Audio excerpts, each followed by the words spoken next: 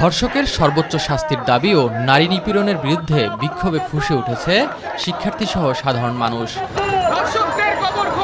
রাজু ভাস্কর্যের পাদদেশে একের পর এক মিছিল নিয়ে ধর্ষণের বিরুদ্ধে প্রতিবাদ ও শাস্তির দাবি জানিয়েছেন ঢাকা বিশ্ববিদ্যালয়ের বিভিন্ন বিভাগের শিক্ষার্থীরা। দৃশ্যমান আইনের প্রয়োগ না হওয়া পর্যন্ত ক্লাস পরীক্ষা বর্জনের সিদ্ধান্ত নেওয়া হয় কয়েকটি বিভাগ থেকে।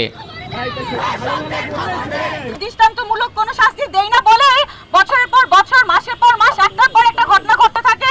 ধর্ষণের সাথে যারা প্রত্যক্ষ পরোক্ষভাবে প্ররোচনা দিয়েছে তাদের একই কাতারে বিচারের দাবি জানাচ্ছি।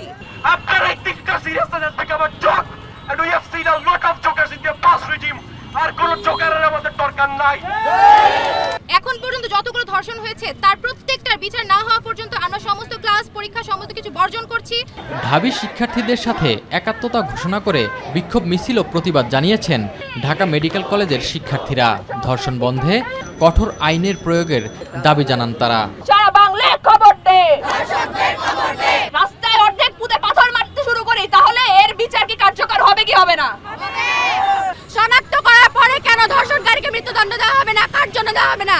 একজন ধর্ষককে যদি ফাঁসি দেওয়া হয় আমার মনে হয় না যে কেউ সাহস পাবে ধর্ষণ করা। ধর্ষণ ও নারী নিপীড়নের প্রতিবাদে বুয়েট স্মৃতিসৌধের সামনে মানববন্ধন পালন করে শিক্ষার্থীরা। নারীর নিরাপত্তা নিশ্চিতে অন্তর্বর্তী সরকারের পদক্ষেপে অসন্তোষ জানান তারা। নারীর নিরাপত্তা নিশ্চিত করার ক্ষেত্রে এ অবস্থায় অন্তর্বর্তীকালীন সরকারের পদক্ষেপ দৃশ্যমান ও সন্তোষজনক নয় বলে আমরা মনে করছি। ধর্ষণ ও নিপীড়নের বিরুদ্ধে আমরা একতাবদ্ধ। ধর্ষকের সর্বোচ্চ শাস্তির দাবিতে আমাদের অবস্থান সুদৃঢ়।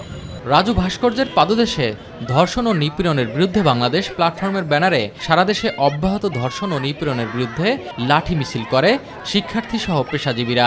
ধর্ষণের বিচার দ্রুত বিচার ট্রাইব্যুনালে করা, স্বরাষ্ট্র উপদেষ্টার পদত্যাগ সহ 9 দফা দাবি জানান তারা। শিশু থেকে শুরু হয়ে আমরা বড়রা কেউই নিরাপদ না। এটা দ্রুত বিচার এবং শান্তি চাই। ওভারঅল সমাজের মধ্যে পুরুষতান্ত্রিক চিন্তা থেকে বের হয়ে আসা। প্রতীকী লাঠি মিছিলটি ভিসি চত্বর, নীলক্ষেত, কাটাবন, শাহবাগ মোড় হয়ে পুনরায় রাজু ভাস্কর্যে এসে শেষ হয়। এদিকে নারীর প্রতি সহিংসতা ও ধর্ষণ রোধে ফুঁসে উঠেছে জাহাঙ্গীরনগর সহ দেশের বিভিন্ন বিশ্ববিদ্যালয় ও শিক্ষা প্রতিষ্ঠান।